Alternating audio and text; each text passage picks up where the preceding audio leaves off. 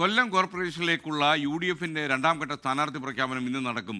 Seat ലഭിക്കാത്തതിൽ CMB, forward block എന്നീ കക്ഷികൾ അതൃപ്തിയിലാണെന്നാണ് നമുക്ക് ലഭിക്കുന്ന സൂചന. കുരീപ്പുഴ വെസ്റ്റിൽ ഫോർവേഡ് ബ്ലോക്ക് സ്ഥാനാർത്ഥിയെ പ്രഖ്യാപിച്ചു കഴിഞ്ഞു.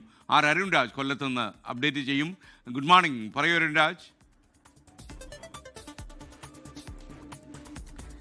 Good morning. കൊല്ലം കോർപ്പറേഷനിലേക്കുള്ള രണ്ടാം ഘട്ട സ്ഥാനാർത്ഥി പ്രഖ്യാപനത്തിലേക്ക് ഇന്ന് UDF കടക്കുകയാണ്. പക്ഷേ അപ്പോഴും UDFിനുള്ളിൽ വലിയ രീതിയിൽ കലഹം പുകയുന്നു എന്നുള്ളതാണ് പുറത്തേക്ക് വരുന്ന റിപ്പോർട്ടുകൾ. CMBയും അതുപോലെ തന്നെ ഫോർവേഡ് ബ്ലോക്കും മത്സരിക്കാൻ സീറ്റുകൾ ആവശ്യപ്പെട്ടു. പക്ഷേ ഈ CMBക്ക് നൽകിയ സീറ്റിൽ മത്സരിക്കാൻ ആളില്ലാത്തതിനെ തുടർന്ന് ഈ സീറ്റ് തിരിച്ച് കോൺഗ്രസ് ഏറ്റെടുക്കുന്ന കാഴ്ചയാണ് കണ്ടത്. ഫോർവേഡ് ബ്ലോക്ക് മത്സരിക്കാൻ നിശ്ചയിച്ച സീറ്റ് അത് കുരീപ്പുഴ വെസ്റ്റ് ആണ്.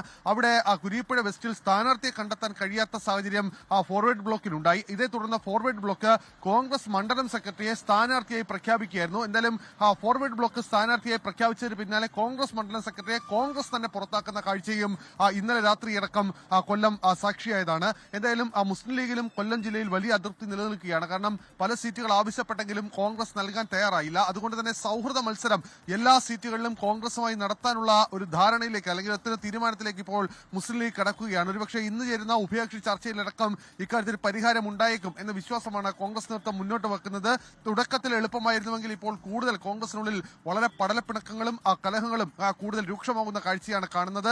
അതേസമയം യൂത്ത് കോൺഗ്രസ് നേതാക്കളും വലിയ അതൃപ്തിയിലാണ്. ജില്ലാ പഞ്ചായത്തിലേക്ക് 7 ഡിവിഷനിലും കോർപ്പറേഷനിലേക്ക് 6 ഡിവിഷനിലേക്കും മത്സരിക്കാൻ സീറ്റ് ആവശ്യപ്പെട്ടെങ്കിലും ഒരു യൂത്ത് കോൺഗ്രസ് നേതാവിനെയും ഇതിലേക്ക് നിലവിൽ പരിഗണിക്കുന്നില്ല എന്ന സൂചനയാണ് യൂത്ത് കോൺഗ്രസ് ലഭിക്കുന്നത്. അതുകൊണ്ട് തന്നെ വലിയ അമർഷത്തിലാണ് യൂത്ത് കോൺഗ്രസ് ഉള്ളത്. ഒരുപക്ഷെ പരസ്യ പ്രതിഷേധത്തിലേക്കോ പരസ്യ പ്രതികരണത്തിലേക്കോ അടക്കം യൂത്ത് കോൺഗ്രസ് പോയാലും നമുക്ക് അത്ഭുതപ്പെടാനില്ല. പുനലൂരിൽ യൂത്ത് കോൺഗ്രസിന്റെ ജില്ലാ സെക്രട്ടറി ഇപ്പോൾ രാജിവെച്ചിട്ടുണ്ട്. അയാൾ സ്വതന്ത്രനായി കോൺഗ്രസിനെതിരെ മത്സരിക്കും എന്നുള്ള വിവരമാണ് പുറത്തേക്ക് വരുന്നത്.